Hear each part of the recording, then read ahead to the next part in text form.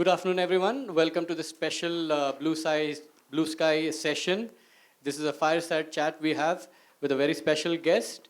And I'm not going to introduce the guest. I leave that up to Deepali Tamane, who heads our product management team.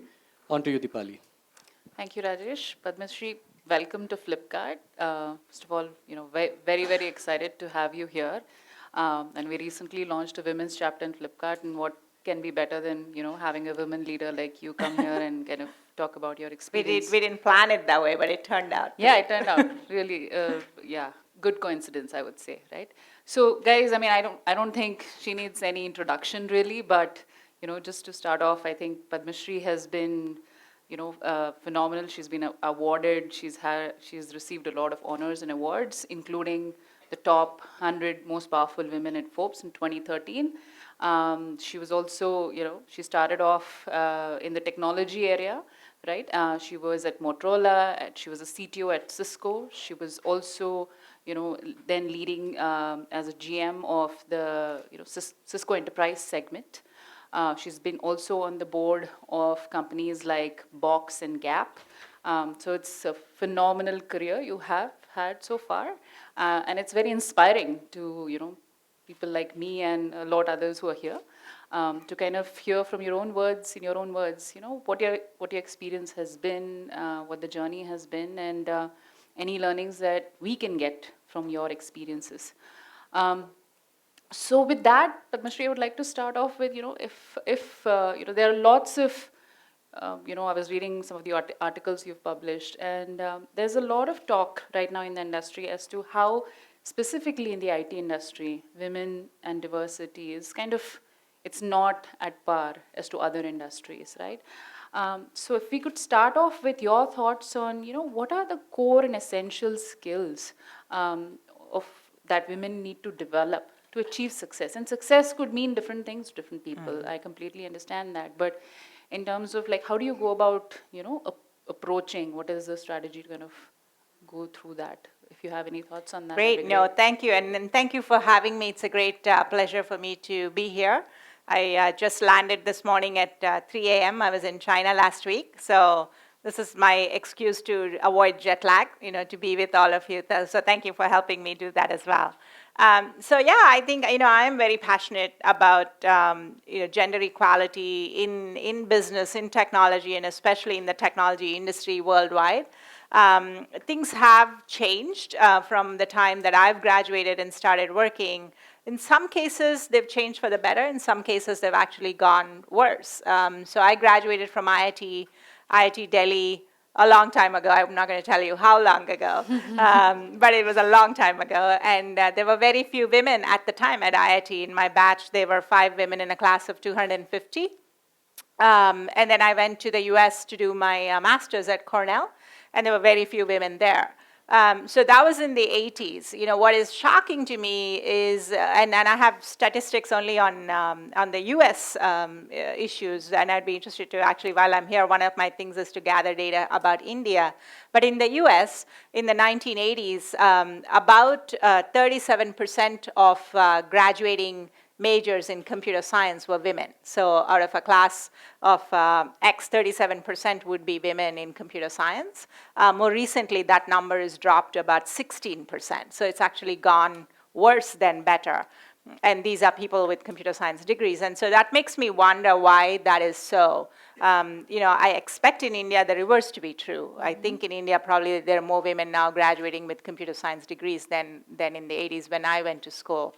However, I think the percentage of women working in the industry is worse. Many US companies have now published data. We've disclosed our data. Cisco, when I was at Cisco, is about 14% women in the technical workforce, about 25% in the total company. Most tech companies are the same. Google, Facebook, Microsoft, they're all the same. I think the issue is many things. I think firstly it's the environment, and I think a lot of the responsibility, I would say, falls on the company and creating a culture where women can truly be authentic. You asked me what should women do differently. I think women, what I found, and this is, by the way, my experience, I feel sometimes I don't want to give advice because everything is so personalized and is individual. So with that caveat, I would say what helped me is to gain the internal confidence to truly be who I am.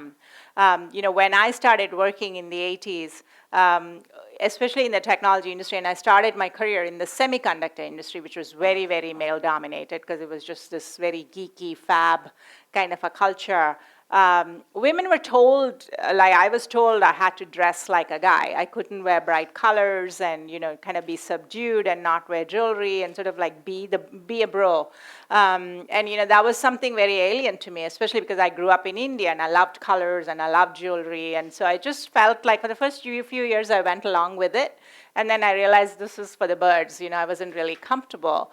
But I had to gain enough confidence to truly be who I am. And so my advice to women is to gain that internal confidence within yourself to speak up and truly be who you are. Because if you are who you are, then you can obviously perform at a much different level than if you're trying to be somebody you're not.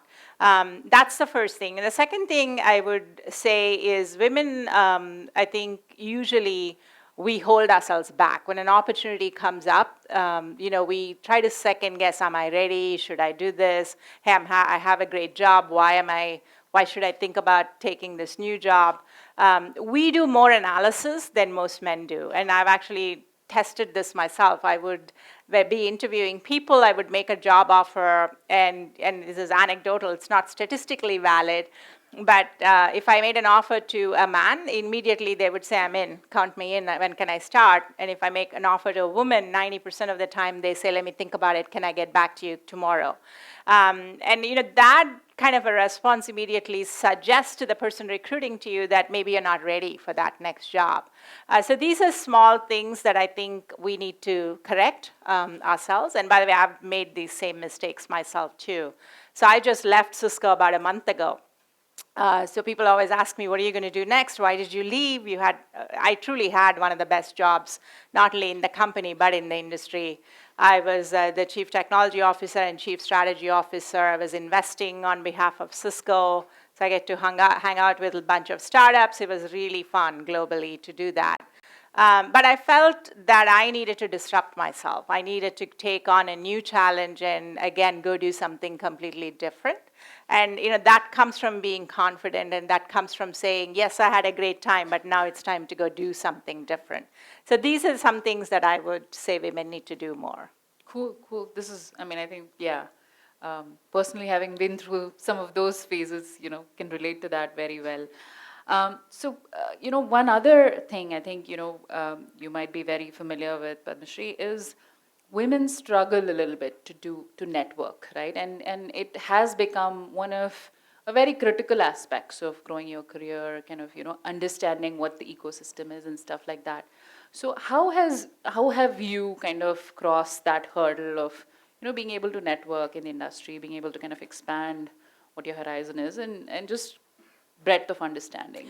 Yeah, so I think I have a different philosophy about that, and maybe it's a bit contrarian. I actually don't believe you should network, quote unquote, because sometimes when you're networking, then you become a hustler, and then you don't want to network just for the sake of networking. You don't meet people just to meet people. I think what you have to focus on is who are you meeting and what's the value you're bringing to them and why should they remember you, right? And so I have a huge network, but it's not because I started off saying, oh, I'm going to get to know every VC in the Valley or every person in the technology industry.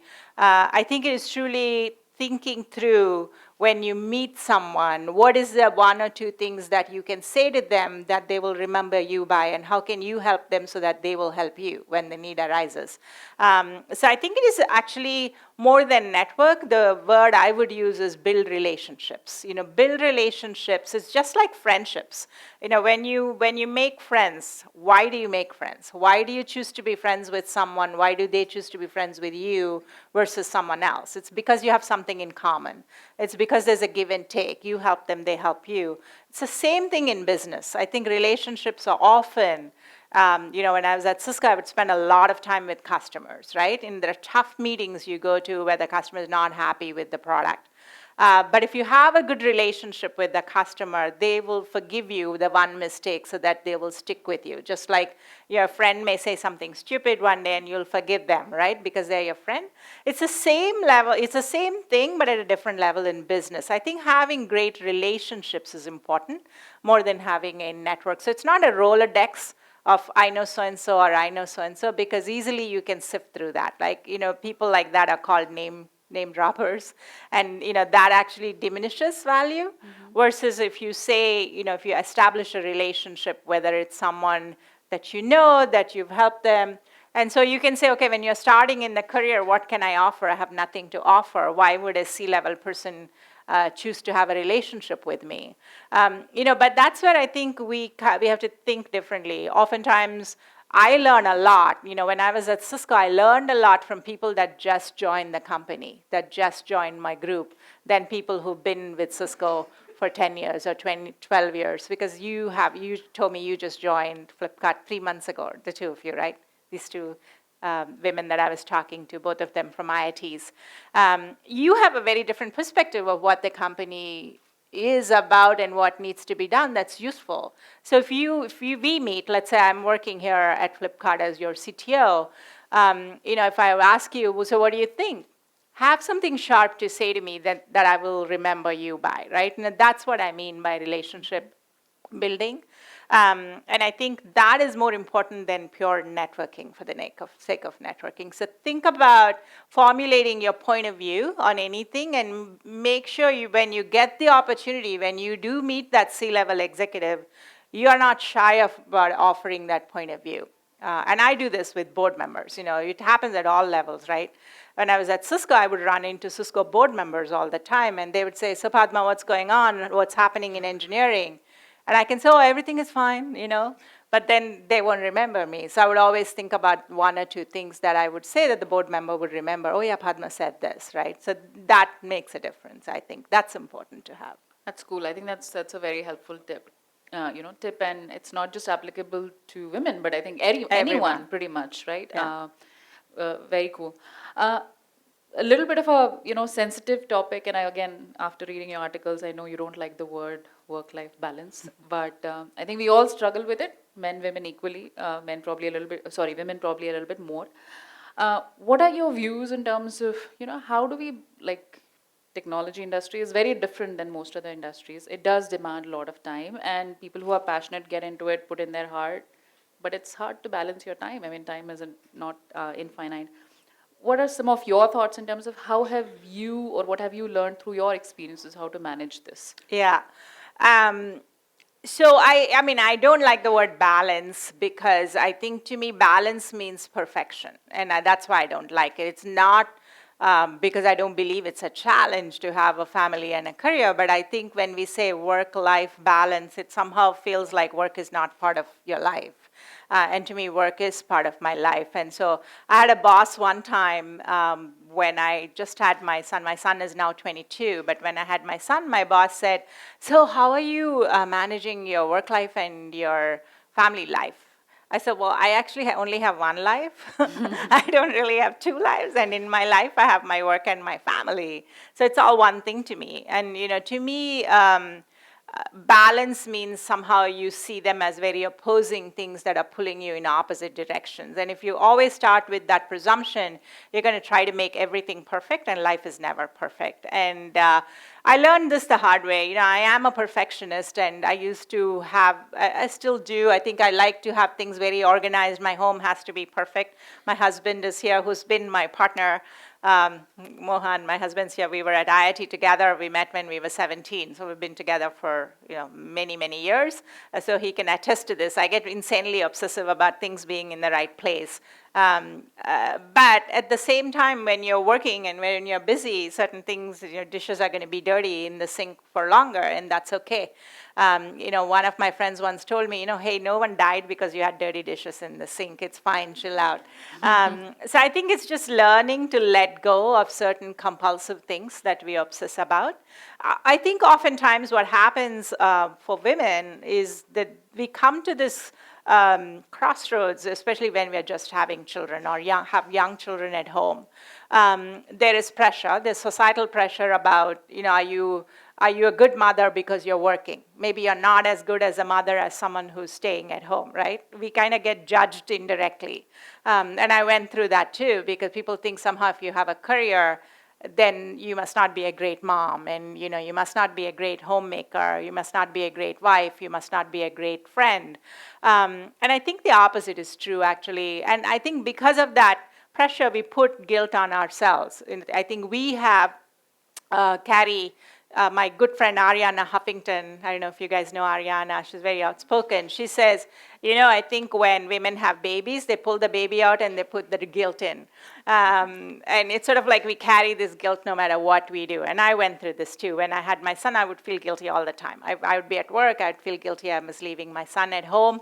So I would stay at home and work from home, and I would be guilty. I would feel guilty I wasn't at work. And if I tried to do both, then I would feel guilty I wasn't at the gym working out, looking like a supermodel. Then, all my friends could run more than I did, and it was just like always something. So I think you have to let that go, and you have to be comfortable with who you are, make the decisions. One day you'll prioritize your family because they need you, and one day you'll prioritize your work, and that's fine. I don't think just because you missed one parent-teacher meeting or one homework assignment, you weren't there to help your kid. It's not the end of the world. They'll figure it out. And these days, there's a lot of online help. So do your homework. Use the tools you have. My son is now 22, and I have to say I'm very proud of him. He's actually more of a feminist than I am, because that's how he grew up. He actually wrote a blog saying, I don't know what the big debate is all about. My mom was a C-level executive in a Fortune 100 company my whole life. And but she also makes hot chocolate for me, and we cook together, and she loves her home, and so you can do both. And I don't think we should judge ourselves as we are not a great parent just because we are working hard. In the tech industry, it is demanding. I think it is demanding because things are changing so fast in the technology industry. So we have to contribute. We have to kind of keep up with that pace. And by the way, it's not just your work and your family. I like the word integration better than balance. And it's not about the word, it's about the concept. And the reason that I believe in saying the word integration, because it's the concept about it's not just your family and your work, but yourself. I think oftentimes what happens to young parents, all of you, both men and women, is you are working or you're taking care of your kids and your family, and you neglect yourself, right? You neglect doing the things that you love to do. And eventually that will cause resentment in you and burnout. And I found this to be true. So for me, I enjoy art. I love to paint. I like to do poetry. And so for a while, I actually quit painting because I was just so busy raising my son and working and having a career. And I didn't paint at all for 10 years. And then suddenly I would feel bugged that I wasn't doing the things that I like to do. So now I take time to do that. And so I would encourage all of you to find the one thing you're truly passionate about and give yourself permission to do that one day a week. And the fourth thing is community. So I believe in integration between your work, your family, yourself, and your community. To me, community is this. My community is the technology community, the women in technology. So why did I take the time to come here today? Because I want to be part of the community. I want to give back to my community. For somebody else, it may be their church. For someone else, it may be social work. For somebody else, it may be their extended family. That's your community. And whatever it is, that's fine. But spending time within your community is important too. Yeah. That's cool. I think, that's very helpful. Also reminds me that I need to start feeling guilty about not working out for a while. So, it took me over there for a minute. But yeah, I think, you're right on in terms of some of the ups and downs that we go through our lives. And we have to make a call as to, what is important and, what matters Right. Over a period of time. In terms of, one of the, again, through your blogs, when I was reading through them, uh, one thing you've said is you've kind of, when you, joined these companies, you were the only women in, let's say, a room of 20 guys, and you kind of started to inhibit yourself, but then you realize that, I'm different, and how do I leverage that as opposed to being shy about it? I thought that was a very interesting, take on the situation. And I think all of us, again, be it men or women, everybody is unique and they have their own, value that they bring to the table. What would be your advice to them in terms of how do you leverage the difference that you can make or how different you are? Yeah, I mean, I always talk about, for the longest time, I would be the only woman wherever, whatever I did or wherever I went. Luckily, that's changing now. I'm glad to see so many women here in this room. I would in the beginning say, well, like it could be intimidating. It could be isolating, right? Because you're the only person, sitting, and you say, like, maybe I shouldn't say anything in the meeting, or maybe my voice wouldn't be heard. But then I started to realize actually people remember me because my last name is Warrior. And so there's always a joke about Warrior. And so like, oh yeah, we met that Warrior. And I'll tell you this funny story. One time I went to the Pentagon to meet, they were a customer for Cisco. So I went for a customer meeting, and they have a huge amount of security, screening before you can get in. And the security guy was this big, huge guy, and like he was seeing through, and he looks at my name and he says, Warrior? I said, yeah. I said, is that really your name? I said, yeah. He said, oh, that's a cool name. I'm going to let you go. And, so sometimes your name actually could be an advantage, and people, in the sense that people will remember your name. And I think that is, so if you're a woman and if you're one of few women in a room, they'll remember you. There was some woman sitting there who said this. So my advice to women or anyone who feels like they may be a minority in a group is to leverage that, to your advantage, right? So speak up more because you will be remembered. You know that they'll notice you. I tell people wear bright colors, so that don't just wear drab grays to try to fit in the background. Wear something bright so people will notice you. I think it's sort of like, what do you do that actually makes them realize that you're different, and then use that to show them that you're smart. I mean, you have a point of view, put that point of view out there. So that's what I learned. And by the way, all the rest of it is BS. Like people will tell you, especially women, project your voice, stand up. Once, by the way, I had a coach who said, like, you're tiny. In America, most people are usually taller. And so I was tiny. And so I said, nobody will like hear you if you speak. So every time in a meeting, if you want to say something, stand up. Like imagine that, how weird that would be. You're in a table and you stand up to say something. I was like, oh, that's the worst advice I've ever had. But, I think the point they were trying to make is make sure they notice you. But you don't want to do, silly things like that, which will make you be noticed. And it's like, that's really dorky. Why was that person standing up all the time? But I think it's sort of like leveraging the fact that you are maybe the only woman in the room or the only minority in the room. To take that to say, hey, you know what, I thought about it, here's my view on this situation or this project, I have some features that I think will be smart to integrate in this product that we are developing, whatever it is, make your point be known. And actually that can be an advantage versus a disadvantage. Cool. I'm going to open it up to the audience now for any questions that you guys may have for her. I'll take a few questions. Any questions? Shy audience? Yeah.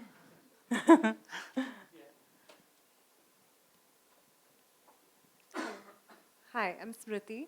I've noticed you actually use the hashtag warrior style on Twitter, where you talk about your fashion sense. Was that a conscious decision, really?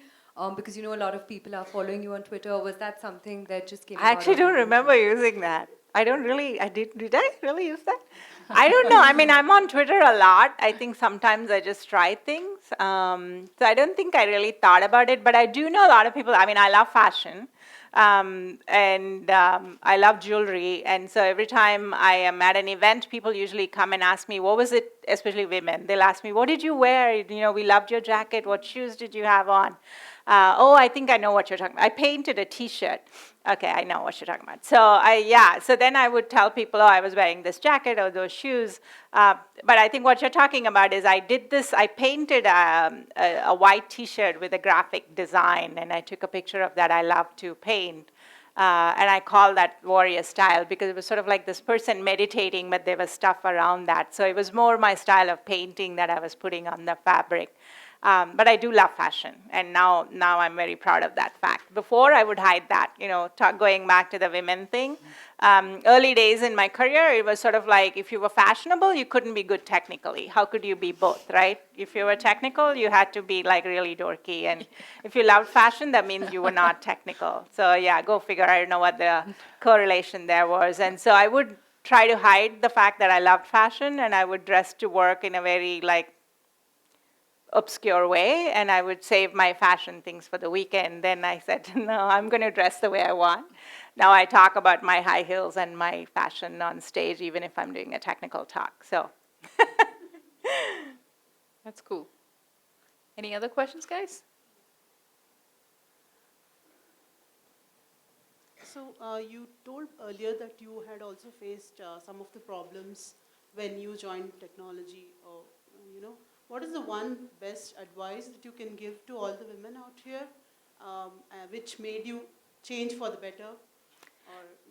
yeah, it's a great question. I think the one thing I would say for me is stop being so sensitive. I think in the early days in my career, I was very sensitive about what would people think, maybe I shouldn't do this. And I mean, even today, I think most of us as human beings are sensitive, right? In other words, criticism bothers us, and the more visible you are as a person, you will get criticized. I'm sure there are a lot of people that like me on Twitter. There's several people on Twitter that don't like me, and there'll be some blogs that will be, especially if you have a visible profile.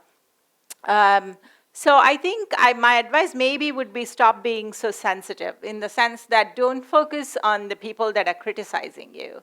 Focus on the people that are actually encouraging you, because you'll always have those people. The tendency would always be to focus on the bad, the bad stuff, and then you start to undermine your own self-confidence. Whereas if you said, 10 people are saying great things about me, maybe I should feel good about it versus the one person that's saying bad things about me. So that would be my advice. And I think I may be wrong, but my sense is women tend to do this more than men. Yeah. You might have answered this maybe partly before, but what are these 2-3 things that make you keep going every single day? I mean, you mentioned that you just returned in a morning flight from China, and yet you're so perky. So in spite of all the jet lag, so what is it that keeps you going? What is your warrior style? Yeah. No, my assistant, who takes a lot of good care of me, always tells me it's not your job, it's you. You just like to do things and keep busy. My husband and my son, I don't know if you have this show. Do you watch this TV show called Parks and Recreation? The main character in that show is a woman called Leslie Knope. And she's basically doing 100 things all at the same time. So they call me Leslie Knope. I think I thrive on being active, and I thrive when I'm with people and I'm learning. That makes me less tired. If I just sit at home or in my hotel room, I would be asleep by now, and jet lag would hit me. So I try to get out when I'm traveling and be with people. So I think what keeps me going is the challenge of doing something new and learning and meeting new people. I love that. I think if I didn't have a job that would maybe this is a giveaway, but at one time after I left Cisco, I was considering being a VC. I think if I were a VC and if I were an investor, I would miss building people, leading people and building organizations. I would miss that very much. So I chose not to go that route right now. But I think that's what drives me. Hey, Padmashree. Hey. My name is Apoorv. First of all, thanks for coming in. It's really inspirational to hear you here. I have a question, not for you, but for your husband. So I want to ask him what was the ringside view like? What was the story for him? And things that, probably he did from his side to make sure that nothing came in your way. Okay, great question. Wow. That's a surprise. I was ready to fall asleep. No, the important thing I think is to have an understanding of what the other person in your life is motivated by. And if you have that understanding, then a lot of things just fall into place. And it's an understanding you have maybe when you meet and you get to know each other. But that grows. And in our case, especially, we grew up together almost. I mean, we were 17 when we met in IIT, first year IIT. Many of you are from engineering school. In those days, we used to have 11 years of schooling and 5 years of IIT. It was not 12 plus 4, it was 11 plus 5. So you finish 11 years, you're 16, 17 years old. And so we grew up together in a way in that framework. So, and people change, right? So we both have careers in tech. And so you accept your partner the way he or she is. You try to see what makes them click and support them to the hilt, because that is the best thing you can do. It's the best thing you can do, because if you can in your lives achieve and love, you've done it. That's all. They're just two things. Love the most you can and achieve the best you can with everything that God's given you, or whoever has given you. It doesn't matter. You can be an atheist, I am one, but it doesn't matter. Whoever has given you. So if you can live by that, I think that's and you can try to see that, and in your partner, that helps you through all the Leslie Knope days and all the other days. So it works. And if your child sees that also, it's pretty good. It's pretty good. So Right. Try to do that.